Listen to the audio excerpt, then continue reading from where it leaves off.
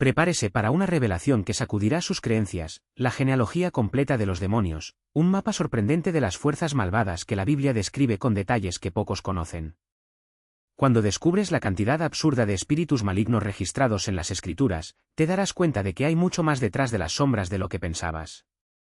Para desentrañar esta red de oscuridad, debemos volver al comienzo de todo, incluso antes de la creación de la humanidad. Al principio, antes de dar forma a Adán del polvo de la tierra, Dios dio lugar a los hijos de Dios, seres divinos de naturaleza celestial, divididas en al menos 3 categorías distintas. Entre ellos, los más intrigantes son los vigilantes, mencionados en el libro de Daniel, cuya historia es la clave para comprender el origen de la mayoría de los demonios que persiguen nuestro mundo. Pero hay un grupo que ciertamente reconoces, ángeles, como Miguel, el arcángel de guerrero. La palabra ángel es solo un título, significa mensajero, y su misión era traer revelaciones cruciales a la humanidad. Fue uno de ellos, Gabriel, quien se le apareció a María con las noticias, lo que cambiaría la historia, el nacimiento del Mesías. Sin embargo, las criaturas que realmente desentrañan el misterio de uno de los más grandes villanos de la historia son los querubines. Siempre descritos en las Escrituras como guardianes del trono de Dios, rodeado de alabanza eterna, su apariencia es tan surrealista que desafía la imaginación. Imagine seres híbridos, mitad hombre, medio animal, alado, como las criaturas vivas que John vio en el Apocalipsis y Ezequiel describió con asombro.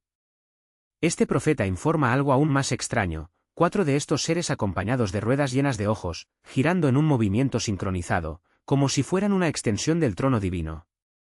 Algunos teólogos argumentan que estas ruedas simbolizan la omnisciencia de Dios, su capacidad de ver todo, en todas partes, simultáneamente. Y no se detienen allí. Los serafines, visto por Isaías en una visión gloriosa, también fueron parte de este corte celestial. Cubierto de alas y ojos, su descripción aparece solo una vez en la Biblia, o al menos eso es lo que pensé. Una investigación más profunda revela que la palabra serafín surge 2 veces, pero en estos pasajes se refiere a serpientes venenosas. Esta conexión llevó a los académicos a especular que las serafins tenían una forma ofídica, una teoría reforzada por los antiguos sellos en Israel que retratan las serpientes aladas. Ahora observe otro ser, el querubín ungido, una de las creaciones más magníficas de Dios, llenas de piedras preciosas y dotadas de un regalo para la música sobrehumana. Este mismo ser aparece en Génesis, pero bajo otra identidad, la serpiente en Edén, quien, después de su rebelión, se convirtió en el archenemo de la humanidad, Satán. Es sorprendente pensar que él era solo el primero de una legión de criaturas corruptas. Entre ellos está Azazel, un espíritu citado en Levítico, cuando Moisés y los israelitas deambularon por el desierto.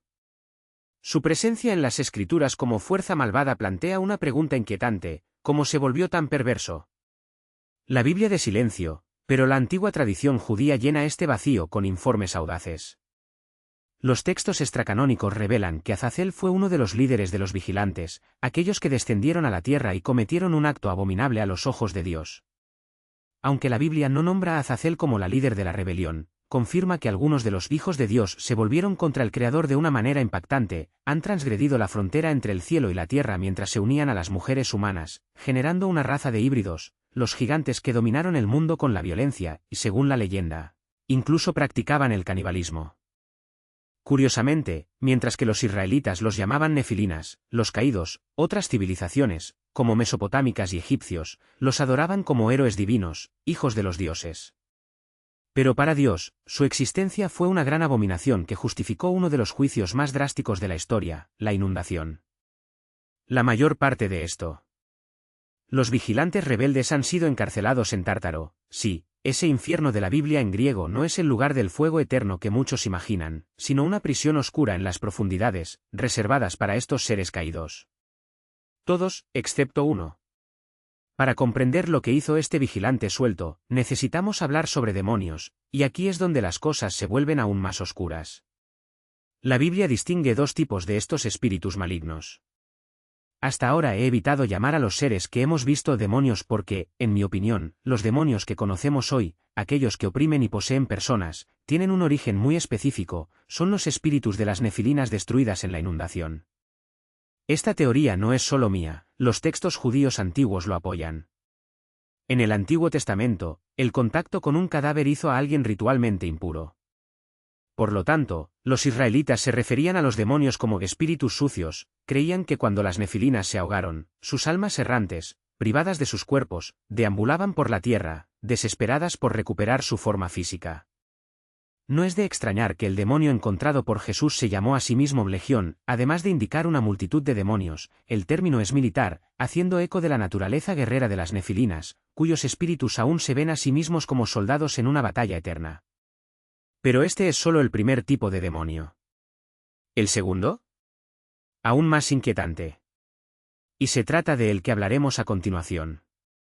Antes, sin embargo, quiero compartir algo que descubrí recientemente. En una encuesta con más de 5.000 personas, el 60% ha confesado que su mayor dificultad es mantener la disciplina de leer la Biblia diariamente, mientras que el 25% lucha por descifrar pasajes complejos. Entiendo esta pelea perfectamente. Ya estaba perdido ante las Escrituras, con la sensación de que las palabras escaparon de mi comprensión.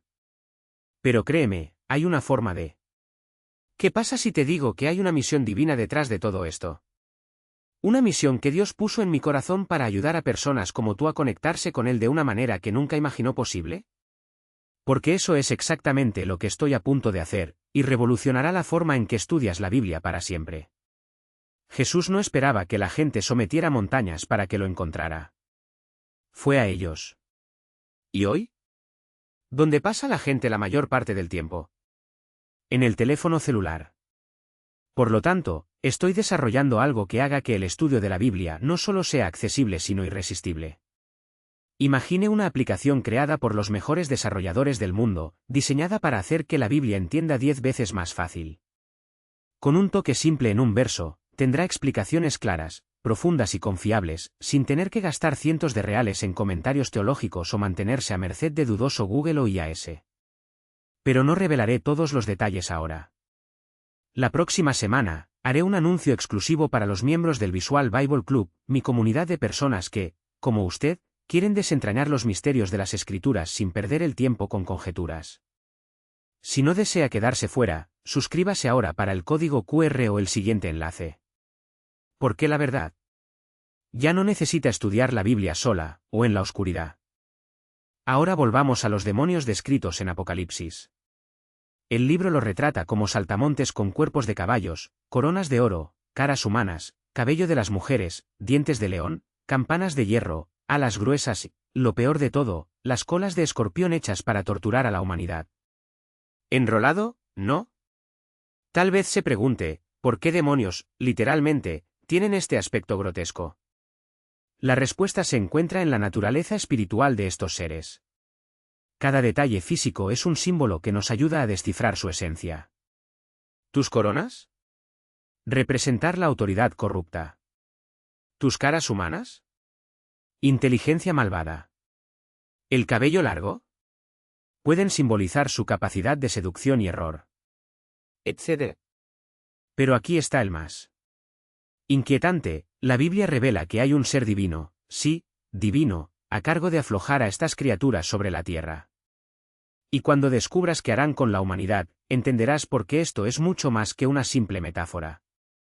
Pero Jonathan, si son símbolos espirituales, ¿son reales estos demonios? ¿Y esas criaturas vivientes y las ruedas divinas que hemos visto antes, realmente existen o son solo representaciones? Excelente pregunta. Pensemos juntos, si ves un partido de fútbol, notarás que muchos equipos tienen mascotas. Estas mascotas representan algo sobre la fuerza o la historia del equipo, pero eso no las hace menos reales. Si abofetea a uno de ellos, caerá.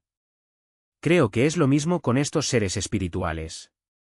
Incluso si sus atributos tienen significados profundos, esto no los hace menos reales. Y ahora, la parte que te dejará con tu cabello de pie, estos demonios tendrán un rey. Apocalipsis 9 y 11 lo identifica como el ángel del abismo, cuyo nombre en hebreo es Abaddon, un ser que puede haber sido uno de los hijos de Dios caídos, confinado a las profundidades del infierno y de alguna manera coronado como líder de estas criaturas. ¿Qué sucede cuando están sueltos? La Biblia dice que durante 5 meses tendrán el poder de infligir un dolor tan insoportable que los hombres buscarán la muerte, y no la encontrarán, desearán morir, y la muerte huirá de ellos. Apocalipsis 9, 6. Todo esto durante una época en que Dios juzga la tierra por sus pecados. Pero aquí están las buenas noticias: si pones tu fe en Jesús, no necesitas temer nada de eso. Y explicaré por qué pronto. Ahora prepárate, porque lo que viene a continuación te sorprenderá aún más. Esta historia no se trata solo del pasado, sino que te afecta hoy y está vinculada a una segunda rebelión de los hijos de Dios. Pero antes de llegar allí, necesitamos resolver una pregunta pendiente: ¿qué pasó con Azazel y por qué la Biblia la pone en el desierto, justo donde estaban Moisés y los israelitas? La respuesta implica una especie de demonio que probablemente no sabía que había: cabras demons. No, no son esas lindas mascotas que ves en vídeos en Internet. Estoy hablando de seres descritos en el Antiguo Testamento como Seirim, demonios del desierto, con la apariencia de una cabra, que los israelitas amaban en secreto. Creían que el desierto era el dominio de estos espíritus, ya que su Dios era el Dios de la vida, y el desierto, bueno, es un lugar de muerte y desolación. Es por eso que Dios ordenó un ritual peculiar: una vez al año, se presentaron 2 cabras. Uno fue sacrificado a él. ¿El otro? Fue enviado vivo a Azazel en el desierto. La mayoría de las Biblias en portugués reflejan a Azazel como un chivo expiatorio, pero esta interpretación no tiene sentido en el contexto. De hecho, los israelitas transfirieron simbólicamente sus pecados a esta cabra y lo enviaron como una ofrenda a Azazel, pero como un acto de rechazo: el pecado no pertenece al campo de Dios. Pertenece al desierto, donde viven espíritus malignos como Azazel y sus demonios cabras. Y aquí es donde las cosas se vuelven aún más intrigantes. Porque esta no fue la única rebelión de los hijos de Dios. Hubo un segundo, y se divide en 2 grupos. Uno de ellos, desafortunadamente, todavía nos afecta hoy. Comencemos con el primero: los padres de las Reforms. Sí, aquellos que, creo, dieron lugar a las embarcaciones. Los gigantes mencionaron repetidamente en la Biblia después de la inundación, mucho antes de que los israelitas entraran en la tierra prometida. ¿Recuerdas a las nefilinas, los gigantes generados por los vigilantes caídos antes de la inundación? Entonces lo es. La mayoría de las Biblias traducen la palabra hebrea nepilim simplesmente como gigantes. Pero ahora, en la postdicción, sucede lo mismo: la palabra original aquí no es un nepilim, sino que es otro grupo de gigantes malvados. ¿Y adivina qué? También se dividieron en clanes, como los anachins, que los anachins hábitos en el Filistino, mientras que los emins dominaron las tierras de Moab. Y no se detiene allí: los temibles zamzumins, otro clan de gigantes, infestaron el territorio de la amonita. Las escrituras registran que Josué aplastó a la mayoría de estos seres colosales, pero algunos anaquines se resistieron. Y es por eso que, décadas más tarde, el rey David y sus valientes guerreros aún enfrentaban monstruos como Isbi-Benob, cuyo lanzamiento de bronce pesaba 300 de peso que, francamente, no puedo imaginar, pero ciertamente no se suponía que era llevado por manos humanas. O ese gigante no identificado cuya deformidad macabra, 6 dedos en cada mano, 6 sin tripulación en cada pie, parecía un trofeo de alguna perversión sobrenatural. Y, por supuesto, el más famoso de todo, Goliat, el dios filistino, no derribó con espadas o ejércitos, sino con una piedra y la fe de un pastor marchito. Pero no son solo esos. Había otros: el hermano de Goliat, el gigante Saf. La lista continúa. El punto es claro: incluso después de la inundación, los sirvientes, estos gigantes malvados, regresaron. Y aquí viene la pregunta que no quiere silenciar: ¿cómo reaparecieron? La Biblia no detalla, pero si los hijos de Dios se rebelaron antes de la inundación, ¿podría la historia no haber repetido? Es una posibilidad intrigante. Sin embargo, sin una respuesta explícita en las Escrituras, tengamos el signo de interrogación colgando sobre ellas. Ahora prepárate, porque hay otro grupo de rebeldes hijos de Dios cuyo legado todavía nos persigue hoy. La palabra dice que Israel sacrificó a los demonios, no a Dios. Pero no eran esos Seirim, los demonios de cabrite que ya mencionamos. El término aquí es Sedim, y estos Sedim brotaron las peores abominaciones, incluidos los dioses a quienes Israel inmoló a sus propios hijos. Para comprender cómo surgieron estos Sedim y por qué le importan, necesitamos sumergirnos en una cuenta que exponga su operación en las sombras. El profeta Daniel estaba en oración cuando de repente sintió una mano sobre su hombro. Cuando giró, vio una figura de aspecto humano, pero nada humano. Era un mensajero celestial, enviado por Dios con una revelación urgente.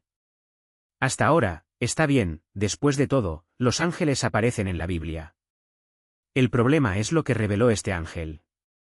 Le dijo a Daniel que mientras llegaba a él, fue excluido por alguien llamado Príncipe de Persia, no por un día, no por una hora, sino durante 21 días directamente de la batalla espiritual. Solo la intervención de Miguel, el arcángel, le permitió llegar a Daniel.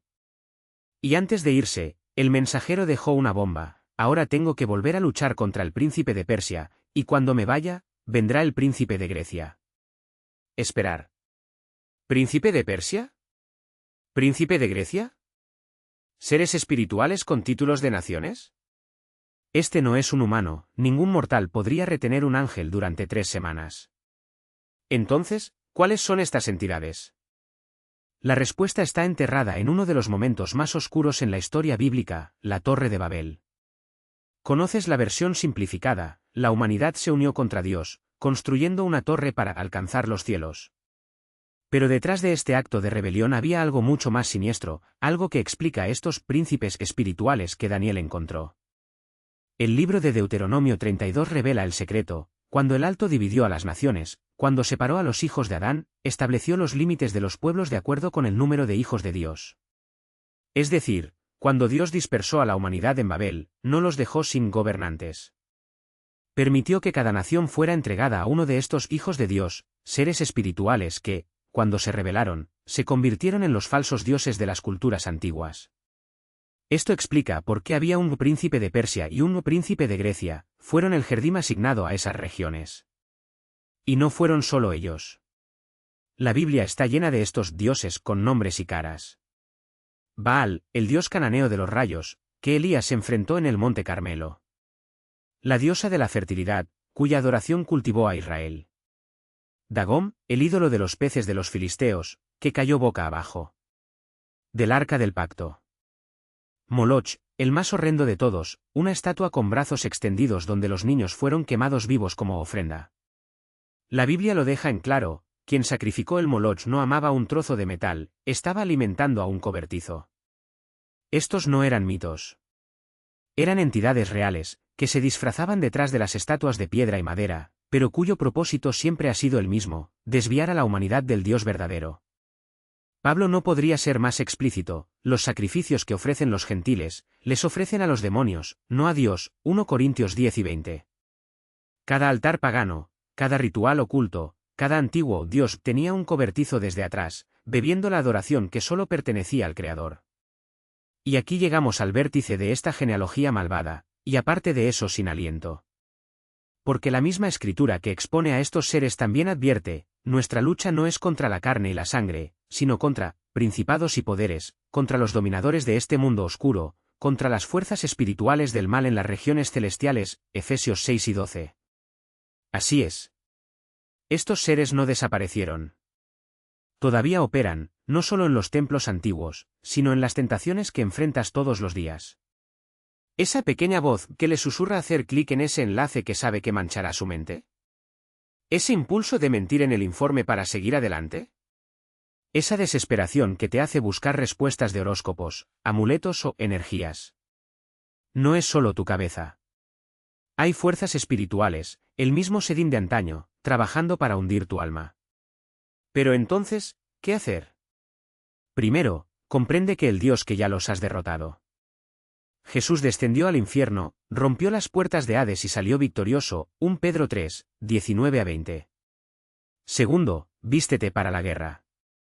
Paul no habla de armadura por casualidad. Enumera cada pieza que necesitas para resistir. Efesios 6, 13 a 18. Y si no sabe cómo ponerlos, tengo un vídeo detallado que enseña exactamente eso. Haga clic aquí para ver. Porque una cosa es segura: esta batalla es real. Y no tienes que luchar contra el desarmado.